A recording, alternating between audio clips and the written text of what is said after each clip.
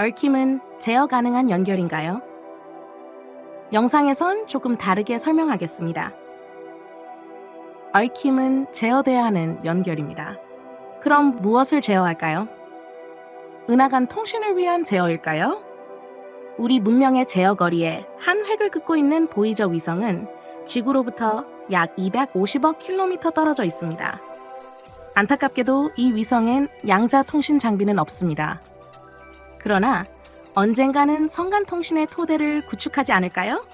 왜냐하면 그러한 통신의 토대가 되는 얽힘에 대한 이론이 정립되어 있으니까요. 벨 스테이트 말입니다. 자, 이제 본론으로 들어가도록 하죠. 앞에서 말한 질문에 대한 답을 할 차례군요. 이 영상은 양자 컴퓨터 큐빗의 얽힘에 대한 이야기입니다. 벨 스테이트는 스케일에 따라 변하지 않으니까 이제 상상 속 거대 공간에서 우리의 기술과 이론으로 실현시켜야만 하는 마이크로 스페이스로 들어가 보겠습니다. 하나의 큐빗은 그 스스로 얽힘을 만들 수 없습니다. 그렇지만 그림에서 보이는 3차원 구 안에서 수많은 점들이 나타났다 사라지기를 반복하고 있는데 이 점들 하나하나는 큐빗의 상태를 나타내고 있으며 거의 동시에 여러 위치에서 전멸을 반복하고 있습니다. 그렇습니다. 이 큐빗은 중첩 상태에 있는 것이죠. 그럼 무엇의 중첩일까요? 예상하신 대로 0과 1의 중첩입니다. 그렇지만 우리가 놓쳐서는 안 될 사소하지만 중요한 것은 바로 0과 1 오직 두 개뿐이라는 겁니다. 그런데 왜 이 0과 1을 있는 그대로 쓰지 않고 굳이 캣을 써서 상태 벡터로 표현하는 걸까요?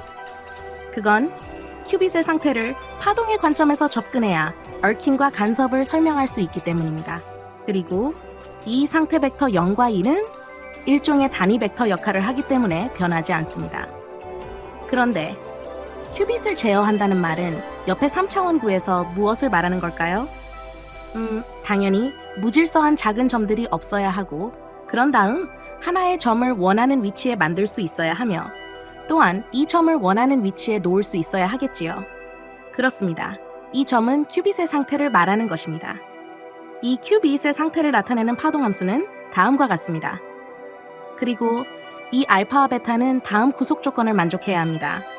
그런데 이 정규화 조건이라고도 하는 이 식을 조금 다른 관점에서 접근하겠습니다. 바로 이 알파와 베타는 서로 불가분의 관계라는 것입니다. 물론 우리가 이미 알고 있듯이 이 식은 또한 확률에 관한 식이기도 합니다. 여기 1은 왼쪽의 두 항의 합이 반드시 만족해야만 하는 값입니다. 그렇죠?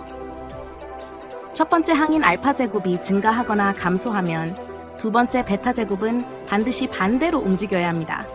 왜냐하면 두 항의 합은 반드시 1이어야만 하기 때문입니다.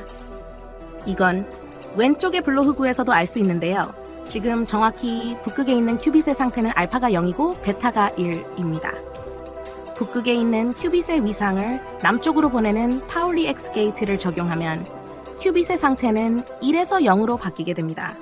그런데 사실 블로우구는 반지름이 1인 일종의 구면 좌표계입니다.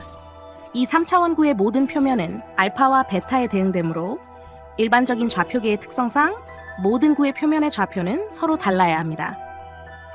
따라서 구의 표면의 어떤 한 점에서 다른 점으로 이동하려면 이에 대응하는 알파와 베타의 값은 그 두 지점이 서로 다를 수밖에 없습니다. 게다가 알파 제곱 플러스 베타 제곱이 반드시 1이어야만 하는 구속 조건 때문에 이 알파와 베타는 서로 불가분의 관계일 수밖에 없습니다. 이 불가분의 관계는 정규화 조건에서 베타를 우변으로 이항하면 쉽게 확인됩니다. 그렇다면 이 알파와 베타가 서로 분리될 수 없는 것과 얽힘은 어떤 연관이 있을까요? 그것에 대한 실마리는 바로 수식 형태의 유사성에 있습니다. 얽힘을 대표하는 4가지 벨 상태 중 하나인 화이 플러스를 살펴보죠.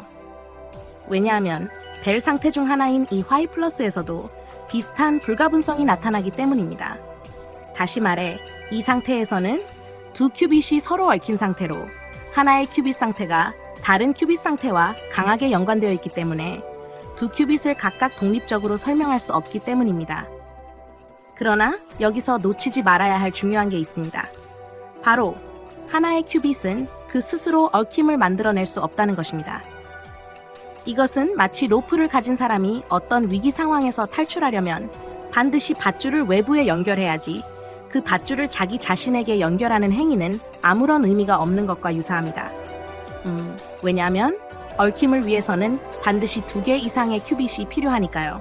이것은 하나의 큐빗에 대한 중첩의 물리적 구현은 그 자체로 매우 중요한 양자연산의 토대가 되지만 하나의 큐빗만으로는 양자연산을 절대 실현할 수 없다는 말과 같습니다. 이 y 플러스를 간단히 설명하면 이렇습니다. 첫 번째 큐빗이 0이면 두 번째 큐빗은 반드시 0이 되어야 하며 반대로 첫 번째 큐빗이 1이면 두 번째 큐빗 또한 반드시 첫 번째 큐빗과 동일한 1로 변하도록 얽혀 있다는 의미입니다. 원래 얽힘에 대한 하나의 영상을 기획했는데 영상이 길어졌네요. 이 얽힘에 관한 보다 자세한 영상은 다음에 다루겠습니다. 지금까지 시청해주신 분이라면 양자연산의 본질에 근접한 전문가이시거나 뛰어난 이해력을 가진 분이라고 믿고 싶습니다. 감사드립니다. 그리고 좋아요와 구독 부탁드립니다. 감사합니다.